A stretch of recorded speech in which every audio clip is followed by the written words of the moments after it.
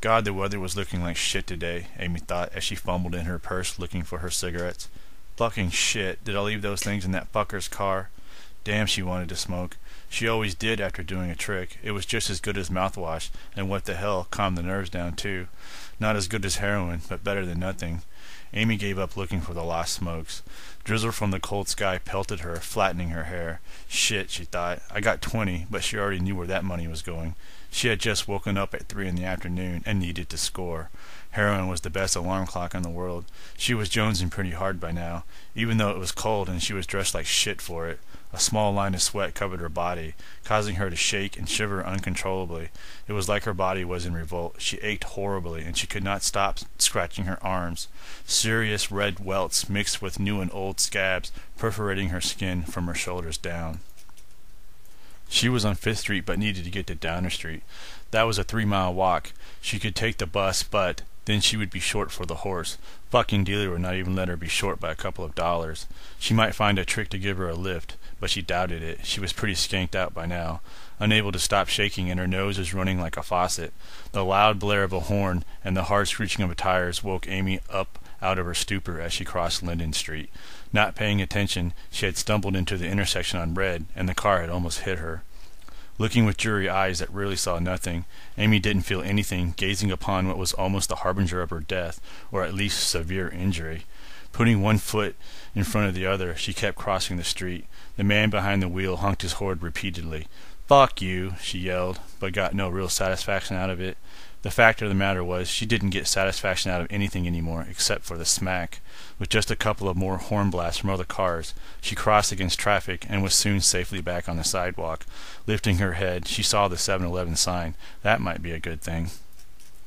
The 7-Eleven was where some of her fellow sisters hung out. If she found one, she might be able to bum a smoke. She damn well knew, though, none would share a bag with her. Under the glowing sign, she saw a tall, skinny black lady, and like Amy was dressed like a tramp, even in the cold weather. It was Candy, Amy was sure. The only problem was which one. Gears shifted and swirled in Amy's mind. It was like an engine running low on oil, hot and noisy. Her mind took over, and a monologue formed. In her withdrawal-addled mind she was unable to stop. The high-on-dope Candy was the sweetest person you could meet. Shit, Amy had seen that Candy give $20 to a young girl trying to become pro. The girl must have only been 13 or 14 tops. Candy had seen her, and she was like, "What's that dumb motherfucker trying to do?"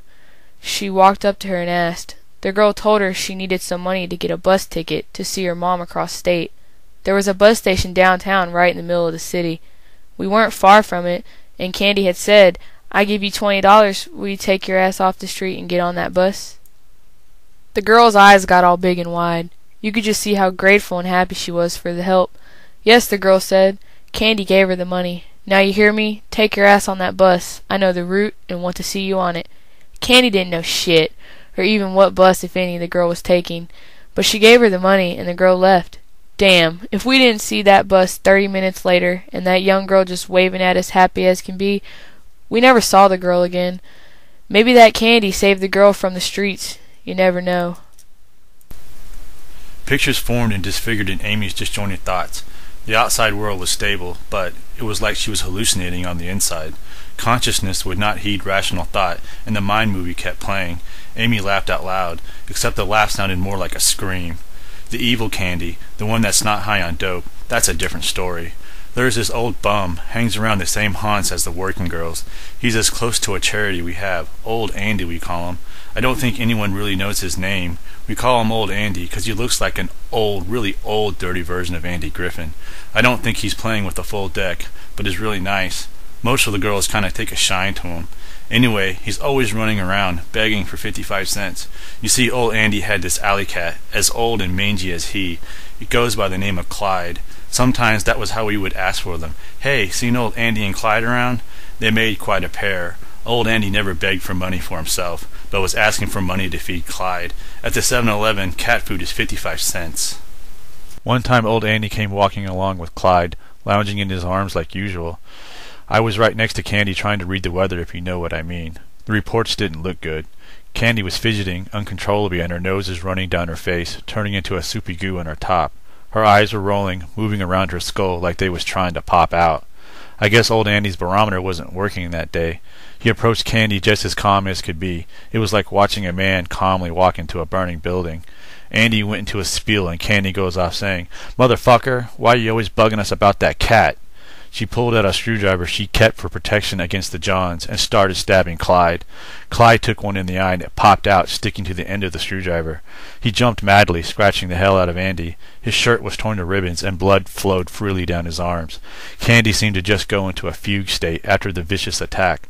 The light in her eyes dimmed, along with any signs of cognizant thought, and she walked away. Lucky for Andy, or that screwdriver would have torn through his old skin like a knife through wet newspaper.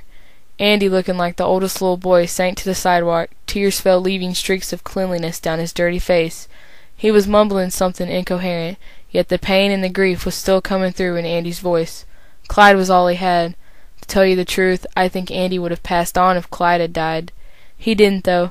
He came back the next day with a missing eye, but other than that, the same cat.